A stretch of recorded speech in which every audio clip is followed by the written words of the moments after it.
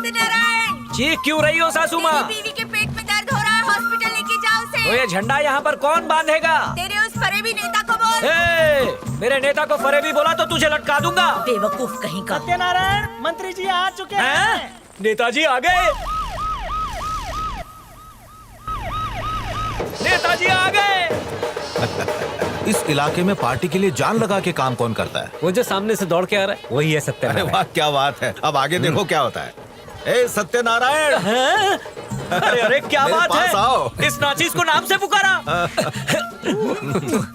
अरे उठो, मेरे पाँव छूकर मुझे पाप का भागी क्यों बना रहे हो? आपको रूबरू देखना ही मेरी खुशकिस्मती है। ऊपर से आपने मुझे पहचान भी लिया। अब उठ भी जाओ। अरे सत्यनारायण, क्या है? लगता है पेट में बच्चा घूम गया है। अरे बाप कब रे। से कह रही हूँ इसे हॉस्पिटल लेकर जा, पर तुझे तो कोई परवाह ही नहीं है। कब से इस नेता के तलवे चाटते हुए पड़ा है।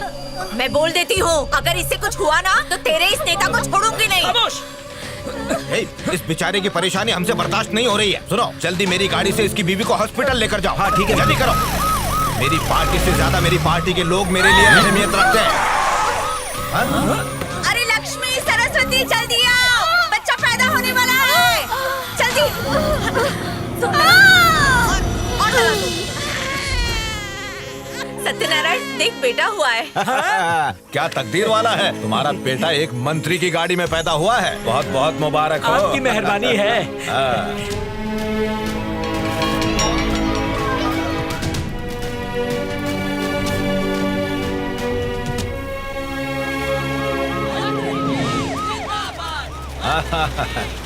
खुश रहो। नमस्कार। यहाँ इतने लोग क्यों जमा हो गए? परसों एमएलए साहब का इंतकाल हो गया था ना, इसलिए फिर से चुनाव रखा है। नेताजी जिसको आगे करेंगे वही क्या एमएलए बनेगा। इतने लोगों को जमा करके मुझसे टिकट मांगोगे तो मैं तुम्हें टिकट दे दूंगा। धमकी किसी और को देना। धमकी नहीं दे रहा हूँ, अगली बार किसी और को टिकट दिया ना तो तू गया। एक नेता के तौर पर सारे फैसले लेने का मुझे ही हक है। तुम अरे तू कौन है? नेताजी मैं सत्यनारायण। कहाँ का सत्यनारायण? मेरा बेटा आपकी गाड़ी में पैदा हुआ था।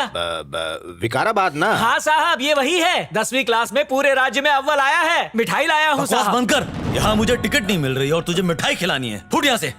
जानता हूँ तू एक नंबर का मक्कार है। मैं जो भी फैसला लेता हूँ उसमें आवाम की ही भलाई होती है। सब झूठ। तू एक धोखेबाज इंसान है। बकवास बंद कर वरना जबान खींच लूंगा। क्यों ना बोलूं?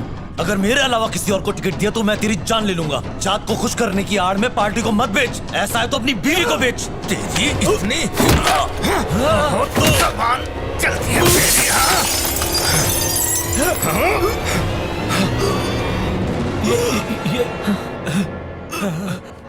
अरे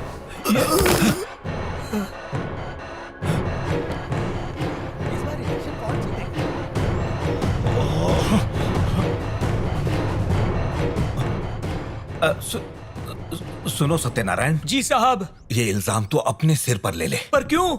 देख मेरी बात सुन सत्यनारायण, अगर सबको पता चल गया कि कातिल मैं हूँ तो मेरी बनी बनाई इज्जत मिट्टी में मिल जाएगी। मेरे बिना सब लोग यतीम हो जाएंगे। ये मैं कैसे होने दे सकता हूँ? लेकिन इसलिए ये इल्जाम तू अपने ऊपर ले ले। वो मुझे मारने आया था और मेरी हिफाजत करने के लिए तुमने उसका खून कर दिया, ऐसा सबको बोल देंगे। अब मान जाओ।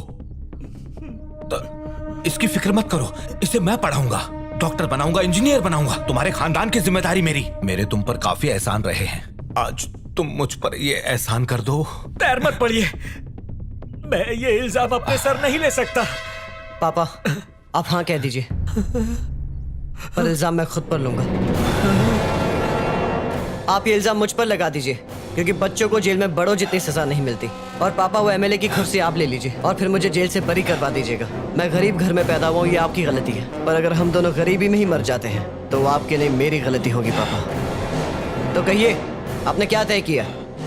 क्या आपको मंजूर है? जाइए, सबको बता दीजिए आपने एमएलए की टिकट मेरे पापा को दी है। पापा, आप भी जाइए।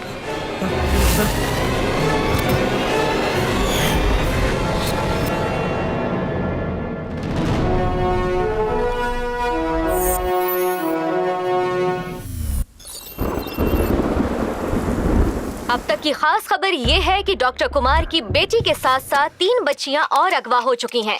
उनकी घर वापसी कब होगी इसको लेकर माँ बाप भी बहुत फिक्रमंद हैं। आपको बता दें कि शहर में बच्चों के अगवा होने की तादाद भी दिन पे दिन बढ़ती जा रही है। क्या ये अगवा करने वाले लोग किसी बड़ी गैंग से हैं या फिर आतंकवादी हैं? इसको लेकर पुलिस छानबीन कर रही है।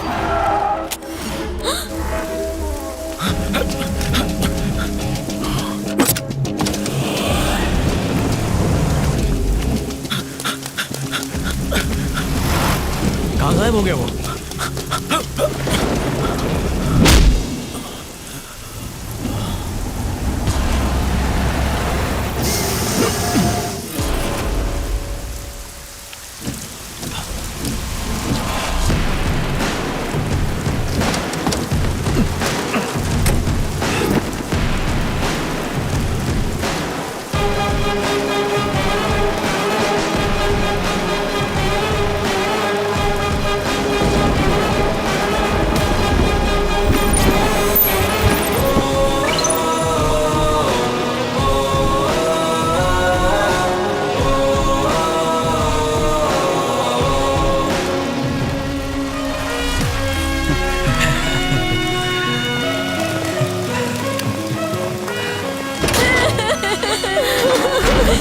कौन हो तुम लोग और मुझे अगवा क्यों किया है? इल्म है तुझे? मैं बंटू पकोड़ा की बीवी हूँ। दीदी बेचारी, मेरा इसके साथ कोई ताल्लुक नहीं, फिर भी मुझे दीदी बुला रही है। तू बिल्कुल डर मत बहन, मेरे पति से कहकर तुझे भी छुड़ा लूंगी।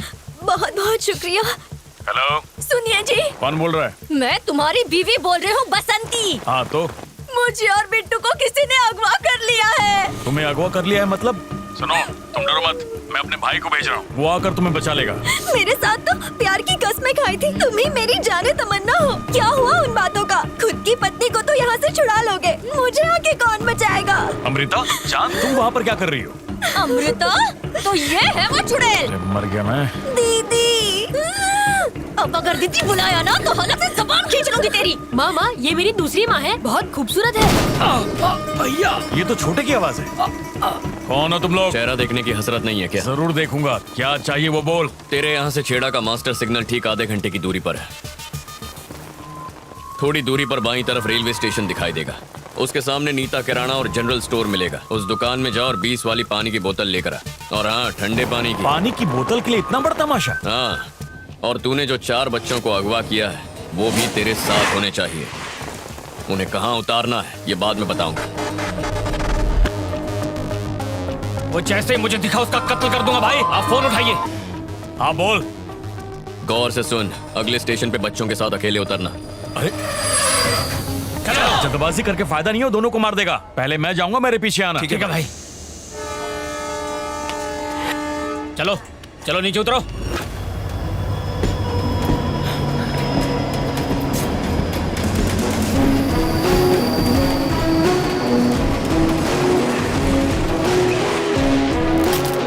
अरे बोतल पे गुस्सा मत निकाल, इधर दे। तेरे, मेरी बीवी और बेटा कहाँ है? अरे उसी ट्रेन में तो रवाना किया। क्या? आज तो तू। पुलिस ने गच्चीबोली स्टेशन से अगवा हुए बच्चों को बचा लिया है। उन्हें भी गिरफ्तार कर लिया है जिन्होंने ये घिनौना काम किया था। सारे बच्चे उनके माँ बाप के पास सुरक्षित हैं। पुलिस उन सबका शुक्रिया अदा करती है जिन्होंने भी इन बच्चों को बचाकर उनकी मदद की।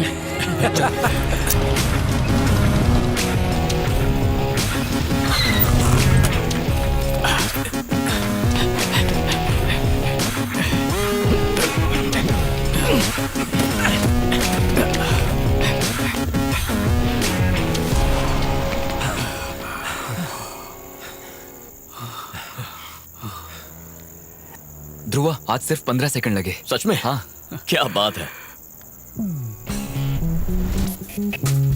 निकालते हैं।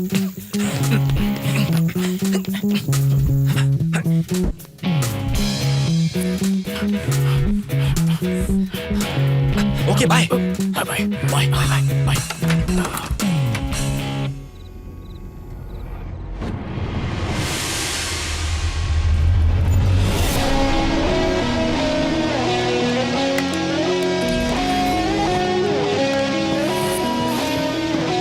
पुलिस ने अगवा किए हुए बच्चों की जान बचाई। इस खबर ने पूरे शहर में तहलका मचा दिया है। मेरी बेटी को सही सलामत घर पहुंचाने के लिए पुलिस और सरकार का बहुत बहुत शुक्रिया। कमाल हो गया ना? ध्रुवा, मुझे उनके चेहरे पर खुशी देखकर बहुत अच्छा लग रहा है। सिर्फ तुम्हारी वजह से हमें इस मकसद में कामयाबी मिली है। हाँ ध्रुवा, ऐसे काम करने में बहुत सुकून मिलता है यार। तुम थे तो मुमकिन हो पाया। सबने मिलकर काम किया, इसीलिए कामयाबी मिली। जब तक हमारी पोस्टिंग नहीं होती हम नेक काम जारी रखेंगे, जिससे पूरा समाज सुधर जाए। हक और इंसाफ दिलाने के लिए ही हम सब पुलिस में शामिल हुए हैं। अच्छाई ही हमारी पहचान है। So even though we face the difficulties of today and tomorrow, I have a dream that one day this nation will rise.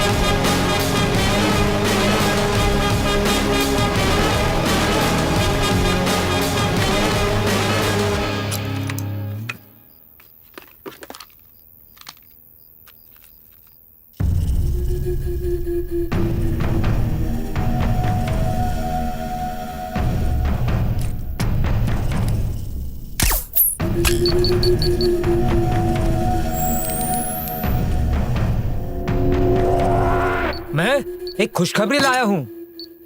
जानते हो ये क्या है? फार्मा इंडस्ट्री में आने वाली एक क्रांति।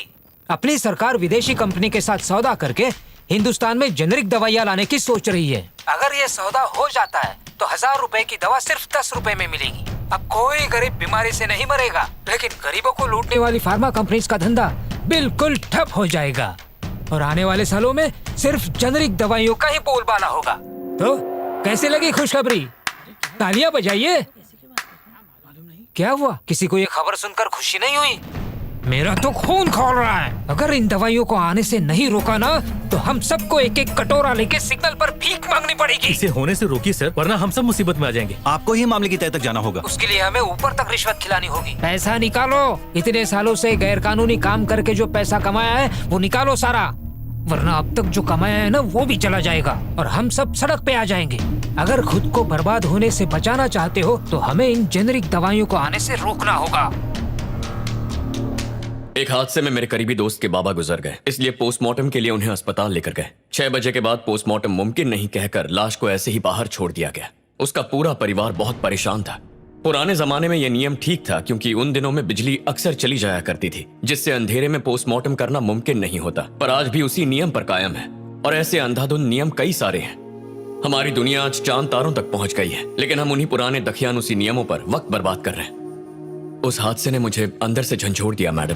तुम सही कह रहे हो। मैं भी कुछ कहना चाहता हूँ मैम। हाँ गौतम बोलो। हमें आवाम की सेवा करने का जज्बा ध्रुवा से मिला। एक बार उसने मुझसे कहा, जब मुंबई पर कसाब ने हमला किया उसकी उम्र 18 साल थी और जिसने दिल्ली में गैंग रेप किया उसकी उम्र 17। आमतौर पे हमारे देश में बहुत से ऐसे लड़के हैं जो बहुत ही कम उम्र में चोर या आतंकवादी बन जाते हैं।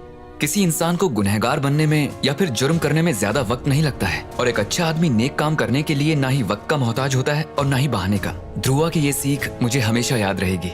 ये कहता है कि नेक इंसान का हर पल अच्छा होना चाहिए। इसलिए ध्रुवा ने तोहफे में ये दी है, इस घड़ी की हर टिक टिक ध्रुवा के लफ्जों की याद दिलाती है और यही वजह है कि ये घड़ी मैं खुद से जुदा नहीं करता। खामोश रहिए। कोई और है जो अपना तजुर्बा बताना चाहेगा तो वो यहाँ पर बता सकता है। मुझे पता है तुम लोग दीवार बांध कर कहीं जाते हो। आज रात तक ध्रुवा पाक होटल में आना चाहिए।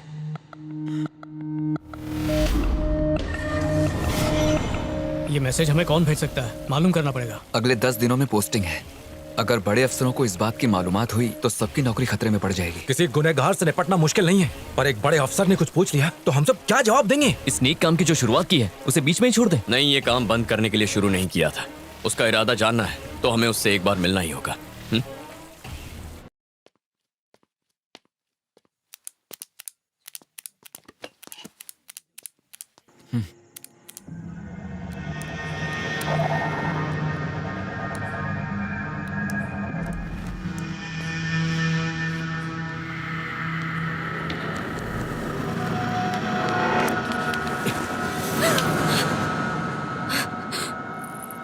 इशिका, ये यहाँ? नहीं।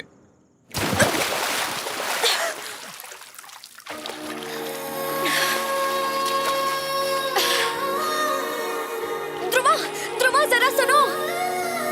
अब तक मुझसे खफा हो, अब माफ भी कर दो मुझे। वो मैसेज मैंने ही भेजा था। समझ नहीं आ रहा क्या बातें करते हैं। मुझे भी उसी ने मैसेज भेजा था। हाँ, उसी ने भेजा था। तुम दोनों के बीच झगड़ा हुआ है? जाओ उसी से पूछ लो। अरे सुनो तो। मेरे पापा की तरह मैं भी IPS ऑफिसर बनना चाहती थी, इसलिए इम्तिहान पास करके मैं ट्रेनिंग के लिए मसूरी आ गई। और वहीं मैंने पहली बार ध्रुवा को देखा।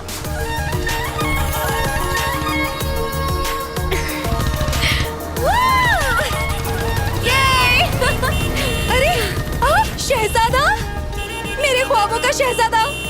हाय। सुनो, जरा बस रोको। बस को रुकवाऊं क्यों? तुम अंदर आ रहे हो क्या? क्या? इतनी सुंदर लगी कि मेरा पीछा कर रहे हो? अगर पीछा करना छोड़ा नहीं ना तो पूछी। फरमाइए। तुम्हें इससे शादी करनी होगी। मैं तैयार हूँ।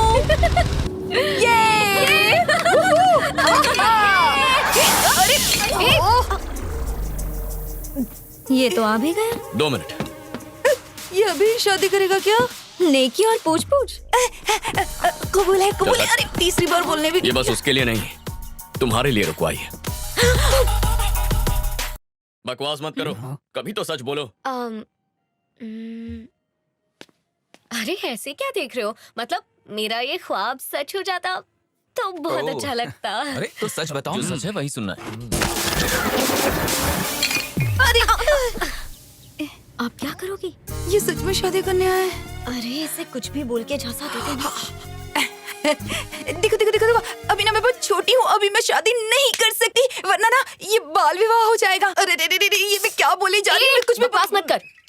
हम सब कौन है पता है? IPS trainees. हाँ। मैं कोई तालीम नहीं ले रही हूँ, मैं तो बस मस्ती के लिए आई थी। ए चुप, बाहर निकल जाओ वरना पुलिस में तुम्हारी शिकायत कर दूंगी। इशिका। मैं हूँ सुब्रमण्यम जी। वो मेरे पापा है। तुम्हारे घर की चाबी। सर थोड़े मशरूफ है, इसीलिए उन्होंने तुम्हें ये चाबी देने के लिए मुझे यहाँ भेज दिया।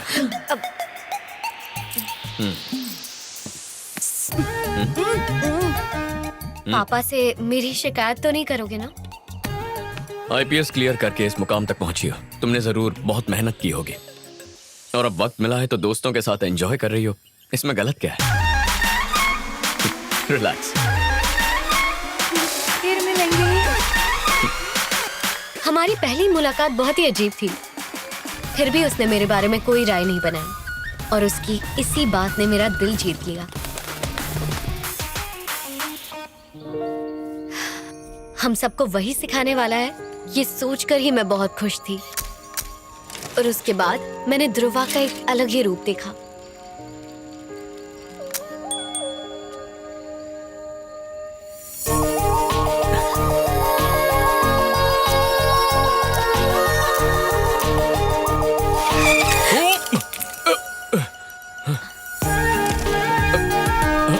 अरे इशिका, बीच में से हटो, यहाँ रेस चल रही है, रास्ता छोड़ो।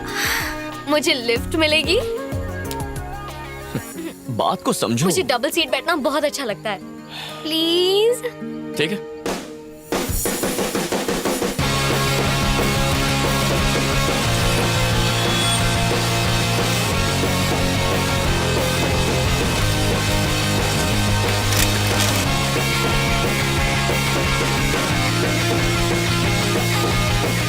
क्या बात है, नई दोस्त कब बनाई? अरे यार, रेस पर ध्यान दो ना। ओए ध्रुवा, गर्लफ्रेंड है क्या?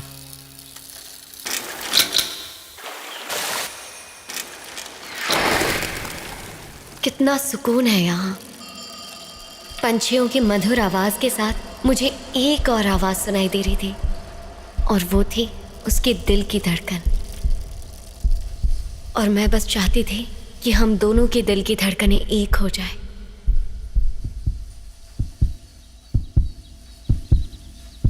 रेस की वजह से उसकी दिल की धड़कनें तेज हो गईं, और मुझे खुशी मिली उसके साथ रहने से। और वो हसीन पल मैं कभी नहीं भुलाना चाहती। ये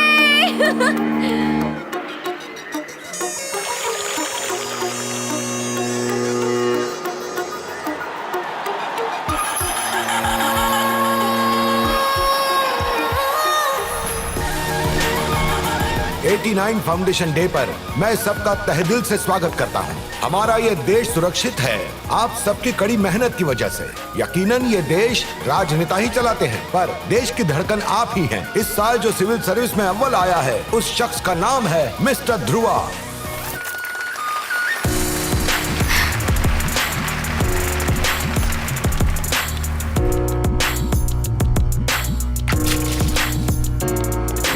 बहुत बहुत मुबारक। शुक्रिया सर। इशिका, हाँ यहाँ पापा। जा। ध्रुवा ये है मेरी बेटी इशिका। हाय।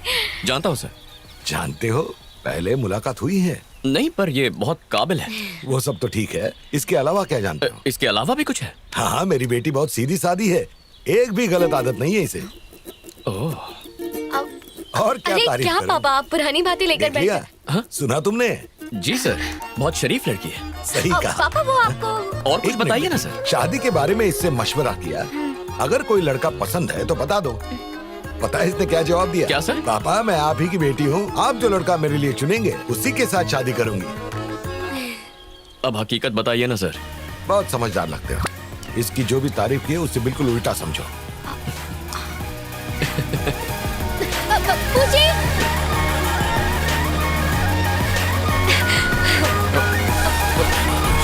तुम्हारे तुम भी। अरे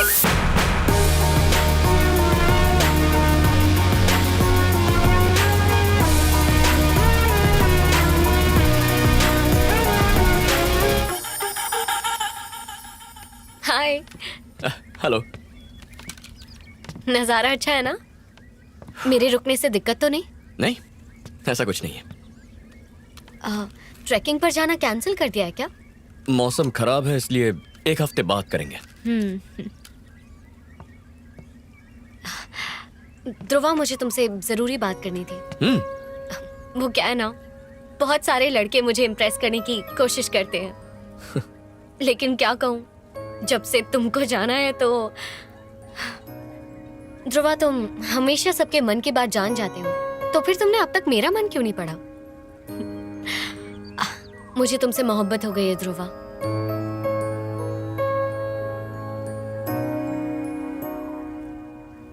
मुझे पता है कि मैंने बहुत ही अजीब ढंग से प्रपोज किया है, लेकिन मेरे लफ्जों पर नहीं, जज्बातों पर ध्यान देना, ठीक है? इतना कुछ कहा है, कुछ तो बोलो।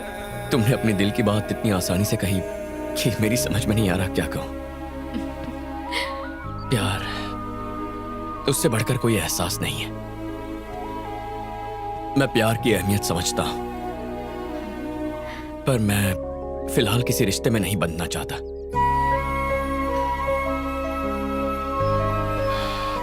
मैं इस सब से दूर ही रहना चाहता हूं। असल में मैं इसके काबिल हूं ही नहीं। मेरी जिंदगी का कुछ और ही मकसद है। मेरी मंजिल कुछ और है। मुझे तुम पसंद हो, इसीलिए मेरी इतनी अच्छी दोस्त हो। प्लीज हमेशा ऐसी ही रहना। देखो, मुझे इस प्यार के जाल में उलझाओ मत, ये मुझसे नहीं होगा। प्यार मेरे बस की बात नहीं है, भूल जाओ मुझे। ध्रुवा, चलो। चलता हूं, बाय।